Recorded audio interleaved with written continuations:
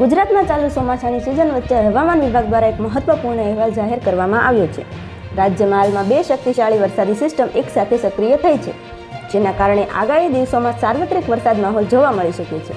જોકે રાહતની વાત એ છે કે વહીવટીતંત્ર કે નાગરિકોએ પૂર જેવી સ્થિતિથી ડરવાની જરૂર નથી, કારણ કે ભારે વરસાદની કોઈ શક્યતા નથી. હવામાન વિભાગના બુલેટિન અનુસાર હાલમાં સાયક્લોનિક સર્ક્યુલેશન અને વેસ્ટર્ન ડિસ્ટર્બન્સ એકસાથે સક્રિય થયા છે. આ બંને સિસ્ટમની સંયુક્ત અસરને કારણે આગામી સમયમાં ગુજરાતના વિવિધ ભાગોમાં ચોમાસાની ગતિવિધિઓ તેજ બનશે. આ વર્ષે ચોમાસાના પ્રારંભિક તબક્કામાં વરસાદ ખેંચાવાને કારણે અથવા ઓછો પડવાને કારણે રાજ્યમાં હજુ પણ સામાન્ય કરતાં 31% વરસાદની ઘટ નોંધાઈ છે.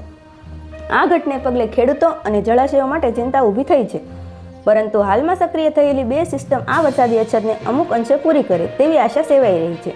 દક્ષિણ ગુજરાત અને સૌરાષ્ટ્ર આ બંને વિસ્તારોમાં આગામી દિવસોમાં વરસાદી માહોલ જામશે અને સારો વરસાદ પડવાની સંભાવના છે.